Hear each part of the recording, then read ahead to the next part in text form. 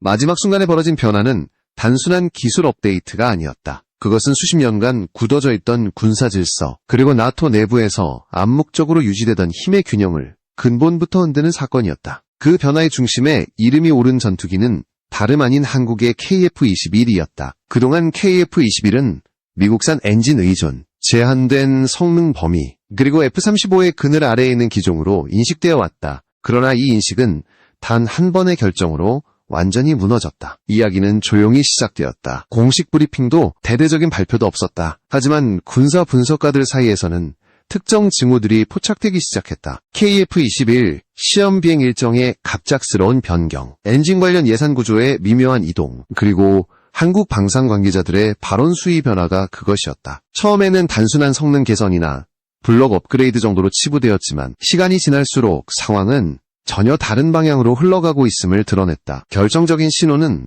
나토 내부 비공개 회의에서 포착되었다. 일부 유럽 국가 대표들이 한국 측 기술 보고서에 대해 이례적으로 날카로운 질문을 던졌고, 그 질문의 핵심은 모두 엔진이었다. 기존의 미국산 엔진을 전제로 한 KF-21의 구조가 아니라 완전히 새로운 쌍발 엔진 체계에 대한 가능성. 이 시점에서 나토 내부정보 분석팀은 하나의 결론에 도달한다. 한국이 단순한 업그레이드가 아니라 전면적인 엔진 교체라는 초강수를 검토하고 있다는 판단이었다. 엔진은 전투기의 심장이다. 항공 전력의 역사는 곧 엔진 기술의 역사이며, 이 영역은 오랫동안 미국이 절대적인 우위를 유지해온 분야였다. F-35가 여전히 세계 최강의 전투기 중 하나로 평가받는 이유 역시 스텔스나 센서 융합뿐 아니라 안정성과 출력에서 검증된 엔진 체계 덕분이었다. 그렇기에 KF-21이 이 영역에서 독자 노선을 선택했다는 사실은 단순한 기술 자립 선언이 아니었다. 그것은 미국 중심의 항공 패권에 대한 정면 도전이었다. 나토 내부가 술렁이기 시작한 이유도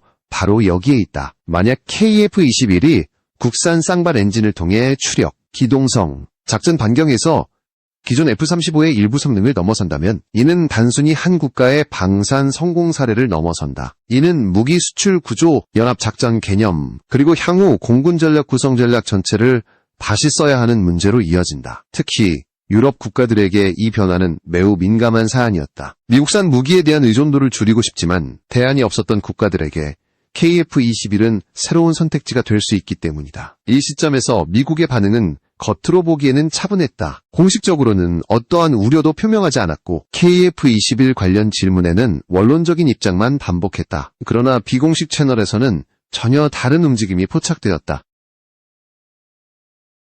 미국 방산기업과 연구기관들이 한국의 엔진 개발 일정과 시험 데이터에 대한 분석을 급격히 강화했고, 나토 내부 정보 공유 회의에서도 KF-21 관련 미국 역시 상황의 중대성을 정확히 인지하고 있다는 방증이었다. KF-21 쌍발 엔진 전면 교체라는 선택은 단기간에 내려질 수 있는 결정이 아니다. 수년간 축적된 기술 데이터, 고온 소재 개발, 추력, 안정성 시험, 그리고 전투기 전체 구조 재설계까지 수반되는 고위험 선택이다. 그럼에도 불구하고 한국이 이 길을 선택했다는 것은 이미 내부적으로 충분한 자신감과 계산이 끝났다는 의미였다. 그리고 바로 이 지점에서 상황은 역전되기 시작했다. 더 이상 KF-21은 F-35를 따라가는 전투기가 아니라 비교의 대상이 되는 전투기로 위치가 바뀌고 있었다. 나토를 뒤흔든 것은 단지 성능 수치가 아니었다. 그것은 동맹 구조 안에서 고정되어 있던 역할 분담이 흔들리기 시작했다는 신호였다. 미국이 언제나 1위였고 나머지는 그 뒤를 따르는 구조. KF-21의 엔진 교체는 그 질서에 균열을 했다. 그리고 이 균열은 이제 막 시작 단계에 불과했다. KF-21의 쌍발 엔진 전면 교체 결정은 외부에 공개된 단순한 선언이 아니라 내부적으로 수년에 걸쳐 준비된 결과물이었다. 이 결정의 출발점은 기술적 한계가 아니라 전략적 제약이었다. 기존 KF-21 개발 구조에서 가장 민감한 요소는 항상 엔진이었다. 성능 그 자체보다도 운용과 개량, 수출 과정에서 발생할 수 있는 통제 문제와 승인 구조가 한국 공군과 방산 당국을 지속적으로 압박해왔다. 초기 KF-21 설계 단계에서 선택된 엔진 체계는 안정성과 일정 준수를 최우선으로 한 현실적인 판단이었다. 그러나 시간이 지날수록 이 선택은 하나의 족쇄로 작용하기 시작했다. 추력 증가, 고출력 운용 시 열 관리, 블록 업그레이드 과정에서의 개량 한계가 반복적으로 지적되었고, 무엇보다도 핵심 기술 접근 권한의 제한은 장기 운용 측면에서 심각한 리스크로 평가되었다. 이 문제는 단순히 성능을 넘어서 주권과 직결된 문제였다. 전환점은 특정 시험 데이터에서 나타났다. 고기동 비행 구간에서 요구되는 출력 여유, 고온 환경에서의 지속 출력 유지, 그리고 전투 하중 증가 시 나타나는 한계 수치들이 내부 기준을 충족시키지 못한다는 분석 결과가 누적되기 시작했다. 이 데이터들은 외부에 공개되지 않았지만 KF-21을 실질적인 차세대 주력기로 운용해야 하는 입장에서는 결코 무시할 수 없는 경고였다. 이 시점에서 선택지는 두 가지였다. 제한된 범위 내에서 타협을 반복하거나 근본적인 구조 변화를 선택하는 것. 한국이 선택한 것은 후자였다. 단순한 부분 개량이 아니라 쌍발 엔진 전체를 새로운 방향으로 재설계하는 초고위험 결정이었다. 이는 기존 개발 일정과 비용 구조를 뒤흔드는 선택이었고 실패할 경우 감당해야 할 정치적 부담 역시 막대했다. 그럼에도 불구하고 이 결정이 내려졌다는 사실은 내부적으로 이미 기술적 가능성에 대한 충분한 검증이 이루어졌음을 의미한다. 이 과정에서 가장 중요했던 요소는 국산 엔진 개발 능력의 성숙도였다. 고온 터빈 소재, 연소 안정성, 추력 제어, 알고리즘, 장시간 운용 시험에서의 신뢰도는 더 이상 이론 단계가 아니었다. 이미 지상시험과 제한적 비행 조건에서 축적된 데이터는 쌍발 엔진 체계를 독자적으로 운용할 수 있는 최소 기준을 충족하고 있었다. 이는 단순한 기술 자립의 상징이 아니라 실제 전력화 가능성을 전제로 한 판단이었다. 엔진 전면 교체 결정이 외부에 즉각적으로 공개되지 않은 이유도 여기에 있다. 성능 수치나 목표만을 앞세운 발표는 오히려 불필요한 논란과 외교적 마찰을 초래할 수 있었다. 대신 한국은 조용히 시험 범위를 확대했고 특정 성능 지표가 반복적으로 재현되는지를 확인하는 데 집중했다. 이 과정에서 기존 구조를 유지한 채 얻을 수 있는 최대 성능과 새로운 엔진 체계를 적용했을 때의 잠재 성능 간 격차는 점점 분명해졌다. 쌍발 엔진 전면 교체는 단순히 출력 증가만을 의미하지 않았다. 이는 기체 설계 전반의 자유도를 크게 확장시켰다. 무장 탑재 구성, 작전 반경 설정, 고기동 전술 운용에서의 여유도는 모두 엔진 선택과 직결된다. 이 자유도가 확보되는 순간 KF-21은 더 이상 특정 전투기의 보조적 대안이 아니라 독자적인 작전 개념을 가진 플랫폼으로 재정이 되기 시작했다. 이 결정이 나토 내부에서 주목받기 시작한 것도 바로 이 지점이었다. 단순한 성능 경쟁이 아니라 기존 질서에서 벗어난 독립적인 항공전력 모델의 등장이 현실화되고 있었기 때문이다. 그리고 이 변화는 아직 공개되지 않은 더 큰 파장을 예고하고 있었다. 쌍발 엔진 전면 교체 결정 이후 가장 큰 관심은 단 하나로 집중되었다. 과연 국산 엔진이 어느 수준까지 도달했는가라는 질문이었다. 이 질문은 단순한 애국적 기대가 아니라 실제 전투기 성능과 직결되는 냉정한 검증의 대상이었다. KF-21에 적용되는 새로운 국산 엔진 체계는 기존의 의존 구조에서 벗어나 독자적인 설계 철학을 반영한 결과물로 평가되기 시작했다. 우선 가장 핵심적인 지표는 추력이다. 쌍발 엔진 구조에서 중요한 것은 단일 엔진의 최대 추력뿐 아니라 두 엔진이 동시에 작동할 때의 출력 안정성과 응답 속도다. 국산 엔진은 고출력 구간에서의 추력 유지 능력과 가속 응답성에서 기존 기준을 상회하는 수치를 기록했다. 특히 중고도에서의 지속 추력 유지 능력은 공중전 기동과 요격 임무에서 결정적인 차이를 만들어냈다. 이는 단순한 수치 향상이 아니라 실제 전술 운용에서 체감되는 변화였다. 고온 환경에서의 성능 유지 역시 중요한 시험 항목이었다. 현대 전투기는 극한의 온도 조건에서도 안정적인 출력을 유지해야 하며 이는 터빈 소재와 냉각 기술에 의해 좌우된다. 국산 엔진은 고온 터빈 블레이드의 내열 한계와 냉각 효율에서 눈에 띄는 개선을 보였다. 장시간 고출력 운용 시험에서도 출력 저하 폭이 제한적으로 유지되었고 이는 실전에서의 신뢰성으로 직결되는 요소다. 추력 대비 연료 효율 또한 주목할 만한 변화였다. 단순히 강력한 엔진이 아니라 작전 반경과 채공 시간을 동시에 확보하는 것이 현대 공군 전력의 핵심이다. 국산 엔진은 특정 출력 구간에서 연료 소모를 효율적으로 제어하는 특성을 보였고 이는 장거리 작전이나 복합 임무 수행 시 전략적 유연성을 크게 높였다. 이 지점에서 KF-21은 단순한 요격기 개념을 넘어 다목적 전투기로서의 완성도를 끌어올렸다. 기동성 측면에서의 변화는 더욱 명확했다. 쌍발 엔진에서 발생하는 출력 여유는 고각 기동과 급격한 방향 전환에서 큰 차이를 만들어낸다. 시험 비행 데이터에 따르면 고기동 구간에서의 속도 손실 회복 시간이 단축되었고 이는 근접 공중전에서 결정적인 우위를 제공할 수 있는 요소로 평가되었다. 이러한 특성은 단순히 조종사의 체감에 그치지 않고 전술 시뮬레이션 결과에서도 일관되게 확인되었다. 이러한 성능 지표들이 외부에 제한적으로 알려지기 시작하면서 비교 대상은 자연스럽게 F-35로 향했다. F-35는 스텔스와 센서 융합에서 여전히 강점을 유지하고 있지만 순수한 추진력과 기동 성능 영역에서는 KF-21이 새로운 기준을 제시하고 있다는 분석이 등장했다. 이는 단순한 우열 논쟁이 아니라 서로 다른 설계 철학이 만들어낸 결과의 차이였다. KF-21은 고출력 쌍발 엔진을 기반으로 한 기동성과 작전 유연성을 선택했고 그 선택이 실질적인 성능 향상으로 이어지고 있었다. 나토 내부 분석 보고서에서도 이 부분은 주의 깊게 다루어졌다. 특정 임무 유형에서는 KF-21이 기존 전투기보다 더 높은 효율을 보일 가능성이 있다는 평가가 포함되었고 이는 연합작전 개념에 대한 재검토로 이어졌다. 전투기의 역할이 단일 플랫폼에 집중되던 구조에서 임무별 최적화라는 새로운 접근이 필요하다는 인식이 확산되기 시작한 것이다. 국산 엔진의 성능은 아직 모든 정보가 공개된 단계는 아니었지만 이미 한 가지 사실은 분명해지고 있었다. KF-21은 더 이상 엔진 성능을 이유로 비교에서 밀리는 전투기가 아니었다. 오히려 특정 영역에서는 새로운 기준을 제시하는 위치로 이동하고 있었고 이 변화는 다음 단계에서 더욱 큰 파장을 예고하고 있었다. KF-21과 F-35의 비교는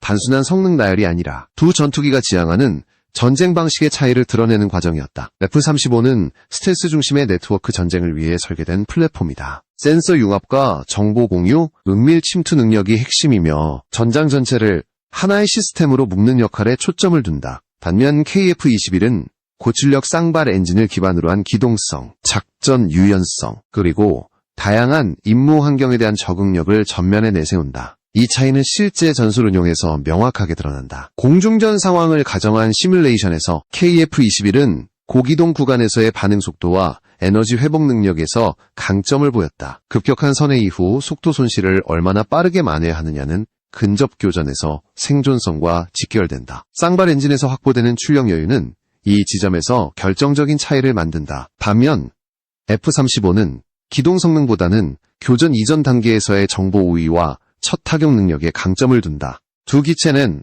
같은 하늘에서 전혀 다른 방식으로 싸우도록 설계된 셈이다. 요격과 방공 임무에서도 대비는 분명하다. KF-21은 빠른 가속과 상승 능력을 활용해 특정 공역을 신속히 장악하는데 유리한 특성을 보인다. 특히 복수의 위협이 동시에 등장하는 상황에서 기동 여유와 무장 운용의 유연성은 작전 성공률을 크게 좌우한다. F-35는 이러한 임무에서도 네트워크 기반의 표적 정보 공유를 통해 효율을 극대화하지만 순수한 반응 속도와 즉각적인 추격 능력에서는 설계 철학의 차이가 존재한다. 지상 공격 임무에서도 접근 방식은 다르다. F-35는 은밀성을 활용해 방공망을 회피하거나 무력화하는 데 최적화되어 있다. 반면 KF-21은 높은 탑재 능력과 출력 여유를 바탕으로 반복 출격과 장시간 작전에서 안정적인 성능을 유지하는 데 초점을 둔다. 이는 대규모 분쟁이나 장기작전에서 중요한 요소로 작용한다. 한 번의 정밀 타격보다 지속적인 공중우세를 유지하는 능력이 요구되는 상황에서 KF-21의 설계 선택은 의미를 갖는다. 나토 내부 평가에서도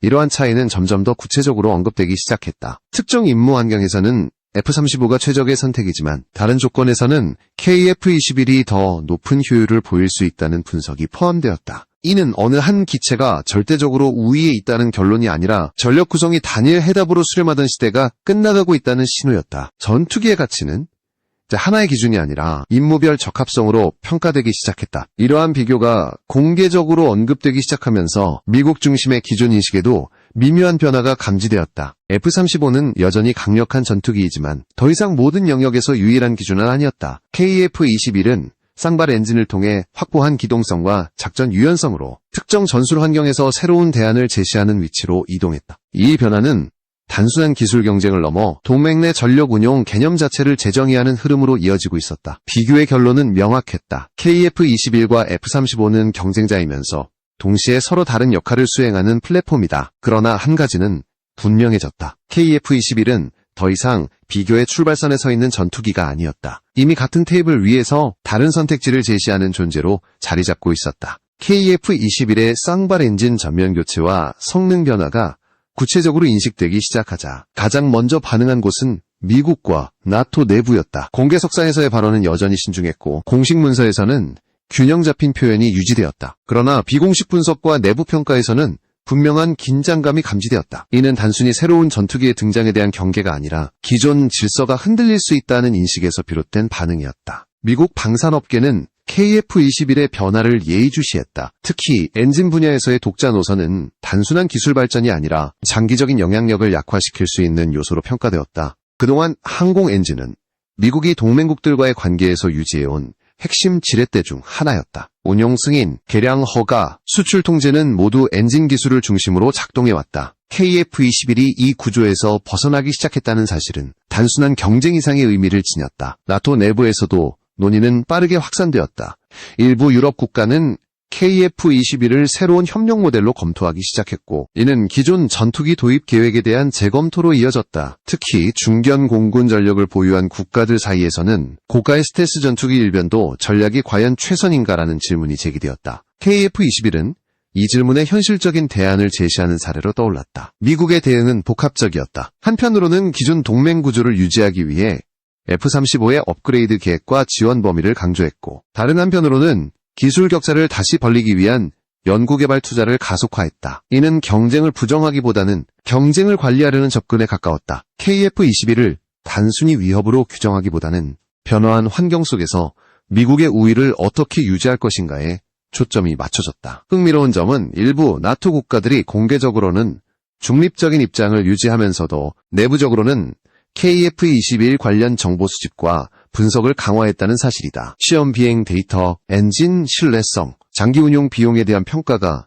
비공식적으로 이루어졌고, 이는 향후 방산 협력 방향에 영향을 미칠 수 있는 요소로 작용했다. 이 과정에서 KF-21은 더 이상 지역적 프로젝트가 아니라 국제적 비교의 대상이 되었다. 러한 반응은 단기적인 파장에 그치지 않았다. 전투기 시장 전반에서도 변화의 조짐이 나타났다. 단일 플랫폼의 모든 역할을 기대하던 접근에서 벗어나 임무 특화와 비용 효율성을 동시에 고려하는 전략이 주목받기 시작한 것이다. KF-21의 사례는 이 흐름을 가속화하는 촉매 역할을 했다. 고성능 엔진을 기반으로 한 유연한 운용 개념은 여러 국가들에게 새로운 선택지를 제시했다. 결과적으로 KF-21의 등장은 미국과 나토의 도전장을 내민 사건이라기보다는 기존 질서가 더 이상 고정될 수 없다는 현실을 드러낸 계기였다. 힘의 중심이 이동한다기보다 힘의 분포가 재편되는 과정이 시작된 것이다. 그리고 이 재편의 끝이 어디로 향할지는 아직 누구도 단정할 수 없었다. KF-21 쌍발 엔진 전면 교체가 만들어낸 파장은 단순한 성능 논쟁을 넘어 장기적인 전략 질서의 변화를 예고하고 있었다. 이 변화의 핵심은 어느 한 국가가 1위를 차지하느냐의 문제가 아니라 전력 구조를 규정해오던 기존 공식이 더 이상 절대적이지 않다는 사실이었다. KF-21은 그 공식을 흔든 첫 사례 중 하나로 기록되기 시작했다. 가장 큰 변화는 선택권의 확대였다. 그동안 많은 국가들은 사실상 제한된 선택지 안에서 전투기 도입을 결정해야 했다. 성능, 정치적 조건, 운용 통제, 그리고 개량 권한까지 하나의 패키지로 묶여 있었기 때문이다. KF-21은 이 구조에 균열을 냈다. 국산 엔진을 기반으로 한 독자적 운용 구조는 전투기 도입 이후의 개량과 전술 발전을 스스로 통제할 수 있다는 가능성을 보여주었다. 이는 단순한 구매가 아니라 장기적인 전력 주권과 직결되는 문제였다. 미래 전자 환경을 기준으로 볼 때 KF-21의 방향성은 더욱 의미를 갖는다. 고출력 쌍발 엔진을 기반으로 한 설계는 무인기와의 협업, 고기동 전술 운용, 그리고 장시간 공중 통제 임무에서 유리한 구조를 제공한다. 이는 차세대 공중 전력 개념과도 자연스럽게 맞닿아 있다. 단일 플랫폼의 만능화를 추구하기보다 유연한 조합과 역할 분담을 전제로 한 체계로 이동하는 흐름 속에서 KF-21은 현실적인 해법을 제시하고 있었다. 미국이 오랫동안 유지해온 1위라는 표현 역시 이 지점에서 재해석될 필요가 생겼다. 절대적인 우위가 아니라 특정 영역에서의 강점으로 나뉘는 시대가 도래하고 있기 때문이다. F-35는 여전히 강력한 전투기이지만 모든 임무에서 유일한 기준은 아니게 되었다. KF-21은 이 틈새를 파고들며 동맹국들에게 새로운 계산식을 제공했다. 더 이상 따라잡는 존재가 아니라 비교되고 선택되는 존재로 자리 잡은 것이다. 이러한 변화는 나토 내부에서도 장기적인 논의로 이어질 가능성이 높다. 전력 구성의 다변화, 기술 협력 방식의 재정에, 그리고 방산 산업 간 경쟁 구도까지 영향을 미칠 수 있다. KF-21의 사례는 특정 국가의 성공담이 아니라 동맹 구조 안에서 자율성과 협력의 균형이 어떻게 변화할 수 있는지를 보여주는 시험대가 되고 있다. 결국 상황은 역전되었다. 더 이상 질문은 한국이 어디까지 따라올 수 있는가가 아니다. 이제는 한국이 제시한 선택지가 기존 강대국들의 전략에 어떤 영향을 미칠 것인가가 핵심이 되었다. KF-21의 쌍발 엔진 교체는 하나의 기술적 결정이었지만 그 결과는 국제 질서와 군사 사고방식 전반에 파문을 일으키고 있다. 이 변화는 일시적인 이슈로 사라지지 않을 가능성이 크다. 이미 판은 움직이기 시작했고 그 흐름을 되돌리기는 쉽지 않아